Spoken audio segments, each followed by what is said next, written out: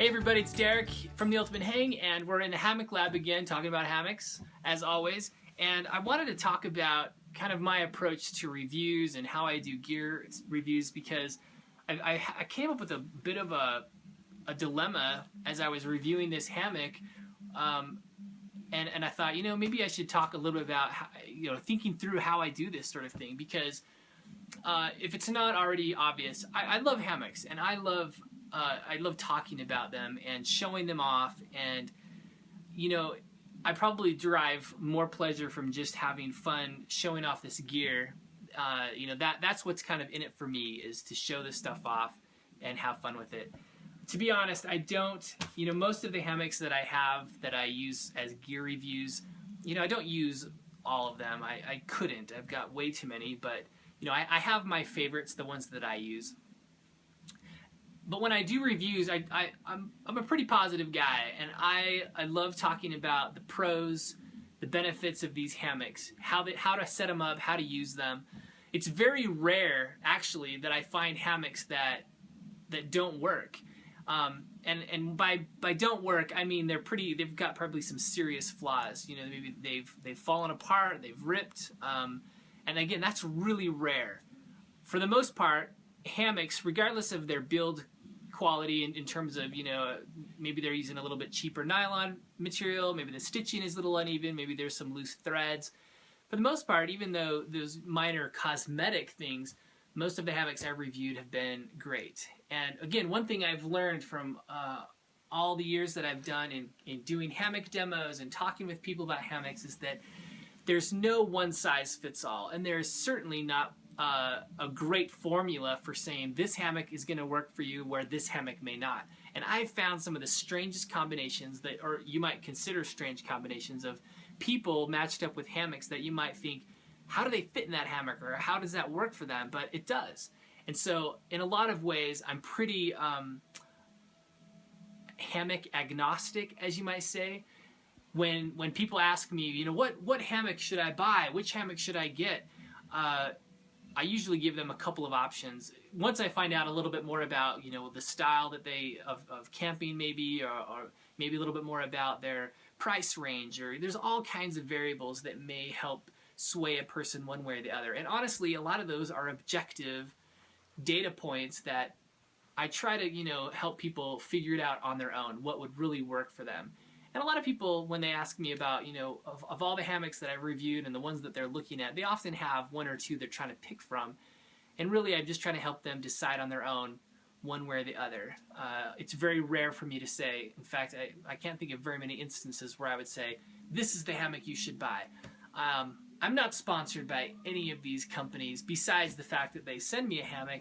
There's no other what's in it for me in terms of kickbacks or anything else. So Again, I'm fairly hammock agnostic. But when I got this hammock, it's one of the first times where I feel like, wow, this is a hammock that has some issues, and but I think it's important too. I'm trying to balance being honest with you as a reader to let you know, this has got some issues, and I'll again, what positive things there are about this hammock. This is an inexpensive hammock that is made in Thailand, and in order for me to use this hammock, again, I think in the review I did of this, a quick video review, the seams are already popping out, and I was very hesitant to get in this hammock because it was kind of falling apart. That doesn't mean that this hammock cannot be used. If I were to use this hammock, I would need to reinforce the channels on the end, probably swap out the suspension, which actually I almost recommend on any hammock that I use. Yeah. Hammock suspension to me is not so much integral to the hammock. Some hammocks are, and if they are, I use their suspension, but for the most part, if it can be switched out, that's one thing I usually will switch out, just to make it easier for myself for whatever reason. But that's certainly one thing I would do with this hammock, is maybe switch it out and reinforce a few places. It is kind of a knockoff, as an observation of the Buyer of Maine Cocoon hammock, but this one does, in This one has a double layer, which the Buyer of Maine does not. So that's kind of interesting. But anyway, again, I tend to be pretty positive about hammocks. Yes, this hammock can work. It's just interesting because this is one of the first times that I've had to review a hammock where it had some more major issues. This is my go-to bag when I go on trips, when I do my hammock demos and clinics.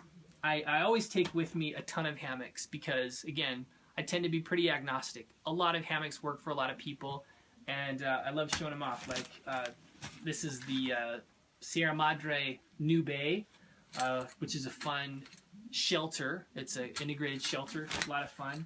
We've got War Bonnet. We've got Hennessy hammock, the Amok hammock, Dream hammock, DD hammocks, the new Yukon Outfitters hammock. What else we got? Cammock, Grand Trunk, Eno. This is a hammock.